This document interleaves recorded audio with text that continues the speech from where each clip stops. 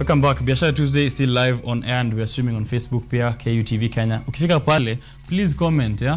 Seeing a couple of guys hapa hivi, Major Fanto still on the comment section, Frank Kariuki, and Sakenneth, of course, earlier on. And I'm seeing Fishtown on WhatsApp, on my WhatsApp.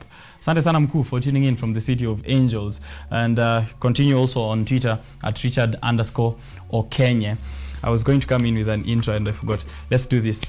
Practical Skills for Entrepreneur Success is a true masterpiece that provides insight that goes beyond entrepreneurial realm into wisdom for life and business. I was going to make that sound like me. However, it's not me. It's Harman Bigam, inventor and serial entrepreneur and African elder, who is speaking about this book I'm currently holding, The Practical Skills for Entrepreneur Success, a fundamental guide written by Stephen Ogweno. I have him with me here on set. He has a launch for this particular book and also a course on entrepreneurship coming up just this month. You want to get involved, so tune in and ask any questions that you might have.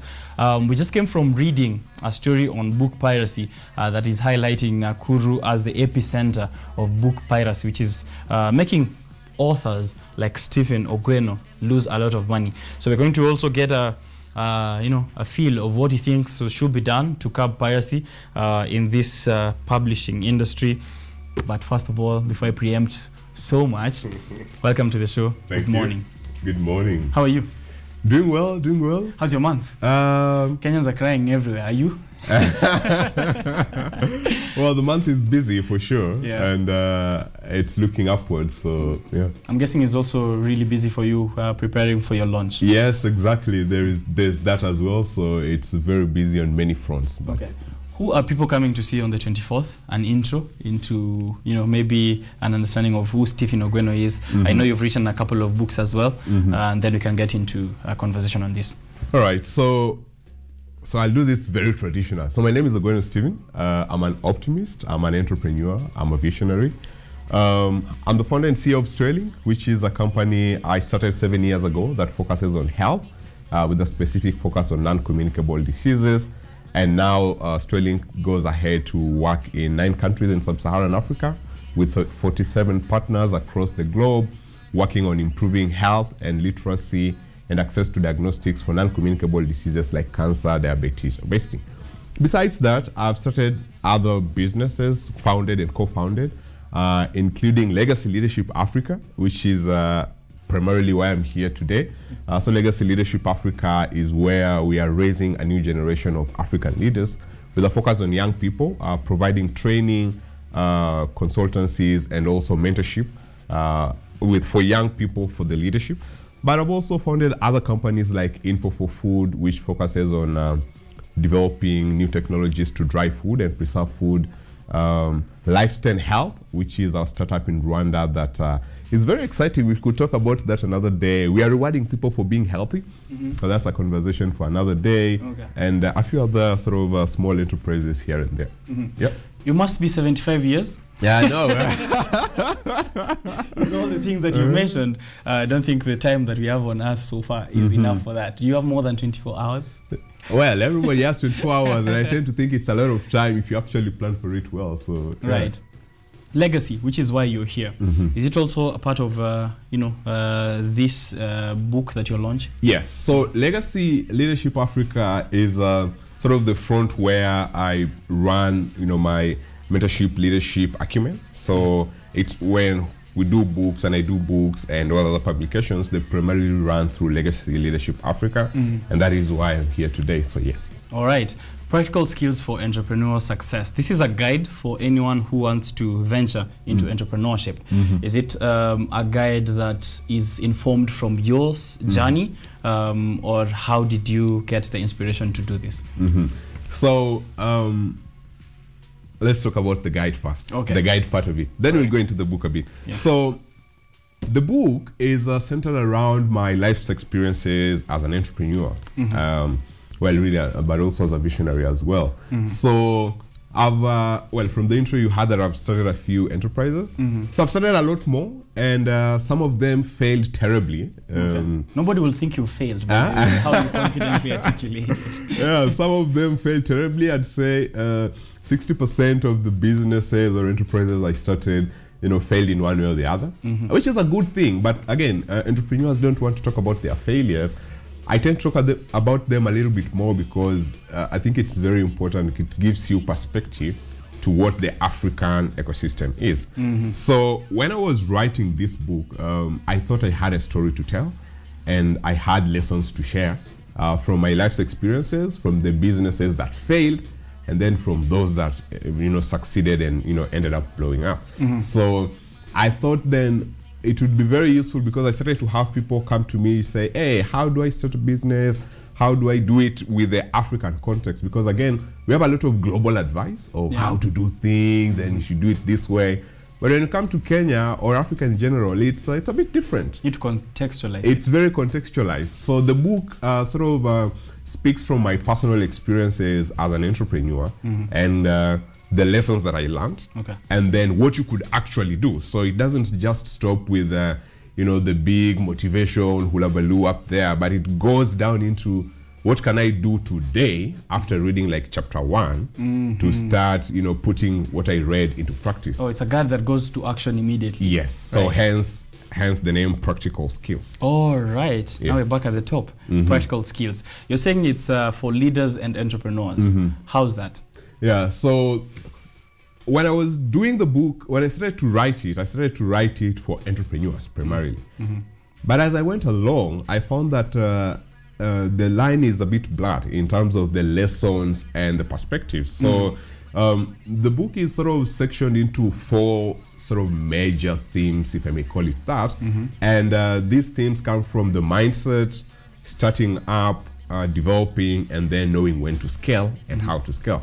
And all through, we are tackling issues of the mindset. We're tackling issues of strategy. We are tackling issues of development. And all of that, entrepreneurs could use those skills, but also leaders could use those skills. And in most times, entrepreneurs are often also leaders. So hence, yes. Leaders of the various ventures. The various ventures that they are running. Okay. Can we open page 1? Sure thing. And see what's inside. What does someone get in this book? Maybe before we get to the launch and how they can get it as well. I see a dotted lines here. Somewhere to write down, maybe action plans. I see stories, I see lessons. How is this book structured? So the book is structured in a very practical way, again. So when you get into the book, the very first part you see is the story, like an anecdote from my life. So a story that, as you said, it's all from your journey, from a very personal experience. Right. So I'll do the story, and then as you move through, we'll get to learn like a few lessons from that story that apply to your life and your business. And then at the very end, we'll have practical skills, which is the things you could actually do today. And then the very last part of each chapter is the dotted lines, which is 1 page, where you can sketch your learnings from the lesson and your action plans on implementing what you learned. So the book has 54 chapters, which when I was explaining, I was like, wow, that's a lot of chapters. Yeah, I'm like, are those 54 stories? Yeah, so the book has 54 chapters. And the reason why I decided to do it like that is I intended that the book be read, say, within a year. And so the year has like 54 weeks. So for every week you read 1 chapter, and you have lessons for that week, and you have practical skills for that week, and then it builds up on itself. So the book continuously like builds up to eventually starting a business, knowing when to sustain and whatnot. So it's a build up. So when you start to read chapter 1, you can't read chapter 1 and then go to chapter 10. I mean, whilst you can do that and get independent lessons, the best way to utilize it is to read it progressively. To have that gradual growth. Yes. Okay. And also, the chapters are short to ensure that you can easily read in one sitting and then put it into practice, rather than do a very long chapter that will take you a lot of time to read and probably not put it into practice. And probably forget. And probably forget as well. So yeah, so that is the structure of the book and its chapters. Okay. Yeah. So this book is written for anyone who wants to do entrepreneurship. What about someone who doesn't want to venture into entrepreneurship? Are there life lessons that they can pick from this book? Hence the reason then it's for entrepreneurs and leaders. So for everybody else who might not want to start a business or an enterprise, the book still offers very important lessons for them for leadership and for personal development and for mindset development and even practical skills, so that the practical skills that are within the book is not only for entrepreneurs, but even for the average person who wants to go into the next level, who wants to understand more about leadership, more about the mindset, and more about picking up habits to then get them to success, even in work, say. The lessons are still here for them. All right. Yeah. You've written other books as well. There's the Drug-Free Youth, the Mental Health Matters Anthology, and also an acclaimed bestseller, co-author for We Have a Dream. Do you have specific themes that you go through for you to choose? Because I'm saying for drug-free mental health looks like mental health. We Have a Dream sounds like personal development, and this is also entrepreneurship and leadership. Do you have like specific set of themes that you are focusing on? I'd say yes, because again, my life is sort of structured in just 3 facets: that I want to focus on health, and I want to focus on entrepreneurship and leadership. So the Drug-Free Youth and the Mental Health Matters, and there's another technical book on health tech in Africa. Those 3 books were sort of written in sort of my health side of things. So my health, my passion towards health led me to do those books. Okay. And also there is a very specific focus with non-communicable diseases and health tech, which is where I'm passionate about in health. And then practical skills and We Have a Dream, those are primarily written to my entrepreneurship side of things. So entrepreneurship and leadership. So that is where the books come in. So all of my contribution is sort of based on those 2 themes. Okay. Yeah. You wrote this book, as you told me before, since 2017, right? And invite us now to this launch. And what are we expecting in this invite? And for people who are out there who want to come through, when is it happening and what's going down? All right. So the book launch is happening on the 28th of this month. No, on the 24th of this month. It will be the last Friday of the month. It's happening at the Clarion Hotel.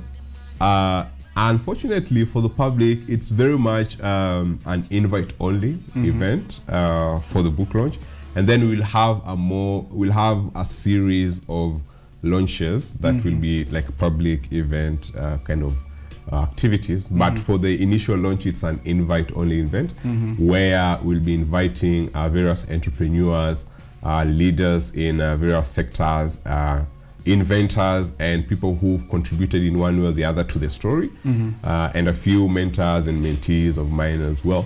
So that is the first part, but it will be live streamed on all social media platforms, so you could watch it from there. Yes. All right. How much is this book? So the book is going for 2,000 bob, but there is a premium edition that comes the book and the courses, which is probably going to next, that the whole package comes for 3,000 at the launch. And then as we go, then the book will be sold separately and the courses will be sold separately. Talk to us a little bit about the courses. Yeah. And so what are the courses about? What are we looking at? Yeah. So we are going to have, we already have 6 courses that will come out of this book. And the 6 courses are, again, it's a course series. So the first course will focus on, so the book takes it from the mindset first. So in order, before you develop the actual business, everybody else goes into business models and whatnot, but you have to start from the mind first. The mind has to be tuned to help you do the business. So the first course will focus on that, and then the second one will focus on the fundamentals of starting, and then the third one will focus on, now you've started, how do you create systems, and then the fourth one will focus on the challenges that you'll get as you start and sustain, and then the fifth will focus on how do you know when it's right to scale and how do you scale, and then the final one will focus on laws, which the laws of life and business and entrepreneurship, which is it's the last chapter in this book. It's one of my favorite chapters as well, and that will be like the last part of the course series. The last chapter being the top 10 laws of success according to Ogweno Stephen. Yes. All right. Yeah. Now, maybe after, how can people maybe reach out to you? I know you've mentioned mentees. There are guys out there who might not know much to do with writing, maybe want to harness to hone their skills. Can they tap into your wealth of knowledge, and how can they do that? Yeah, I run a mentorship program, so I have like personal mentees that I run with after every 6 months. So you could get that. You could be part of my personal mentee program if you visit my website, www.ogwenostephen.com. That's my personal website. So I have a mentee program running on the website as well. Also, you could tap into our resources as Legacy Leadership Africa. We have a much broader mentee program that focuses on different facets of life and entrepreneurship and sort of business. So that is www.legacyleadershipafrica.com. That is for the Legacy Leadership Africa mentorship side of things. But to get the book and the course series, so there's this actual book, there's an audio book, and then there is an audio book. Yes. Is it live or still after launch? After the launch, it will be live. Yes. All right. So there's an audio book as well. All of that you can get on my website at www.ogwenostephen.com, and then there's a tab specifically for the book. Who did your audiobook? Who read it? I read the audiobook. I mean, as you could tell, I have... you have that voice. Yes, I have. Right. Thank you very much, Ogweno, for making through. And maybe the last thing that I wanted to ask you about is the story we read on book piracy. Nakuru, epicenter of book piracy. Sometime back also in Nairobi, we saw a lot of books being rounded up and lit up like illegal trophies that have been caught from poachers. Of course, these are poachers. They're poaching other people's intellectual material. Is there a way that we can help this? Because one, the youth are also crying. The young people are crying. We don't have enough money to buy a book. Just send me a PDF. Share to me a soft copy version. I don't want to pay that much to buy a book. So those two sides, for the guys who don't want to buy and support back to the authors, and also to the industry on how to regulate piracy. So I'll start with the industry and sort of my opinions for that. And my opinions for that is, one, we need to have a stronger regulatory framework that really supports the IP, so intellectual property of writers and authors, and have it in a structured way. Because as it is not, and that is why there's a lot of books being hawked in the streets or being pirated, because nobody will really go to look for them or follow up or force them to comply with a particular set of rules. So that would be my first point. So have those policies, but also enforce them, so that then we don't see this cropping up. Books are properly sold in bookshops and whatnot, where they follow like a set of guidelines on how to release and how to give back to the various authors. That is how it should be done. But unfortunately for our case, that is not. So that would be how I'd comment to that. But when it comes to us as authors as well, and even young people who might now not necessarily want to have the physical books, though there is usually a charm to reading the book, and there is that smell of the book and writing and whatnot, is also to start thinking of the various formats that you could do it. So for example, I have this is a physical copy. Someone will want to buy the PDF version of it, it's available. If someone wanted to buy the audiobook and just listen to it as they do other things, that's also available. And then there is also other formats in which you could produce. And so I think the challenge would be also to adapt with the times. All right. Authors should adapt with the time. Authors should adapt with time and sort of have different offerings, seeing that, again, our market is not like US where everybody will buy. So you have to, again, contextualize to the setting where you're primarily working in. Right. Yeah. Thank you very much, Ogweno. It's been lovely, of course, to speak to you. The launch is happening on the 24th of June, invite only. I am part of invite only. But later on, of course, as he said, there'll be public sessions for you guys to come and hear from him, and also to know how to get this book. Check out his website, ndo ukue rada kabisa, ogwenostephen.com. this book, Practical Skills for Entrepreneurial Success, will be available to you, and also 3 other books that is written. You can also get audiobooks and, you know, support him as you support yourself in getting a guide for practical use for an entrepreneurship journey, leadership journey, also personal development. Ogweno, you said you did your own audiobook, right? So I want us to close this show together. I want us to close this show together with that voice. What I usually say at the end of the show is, if you want to have breakfast in bed, sleep in the kitchen. So I'm going to leave that to you. And then I think I'll look for another quote or something. So let's begin with you.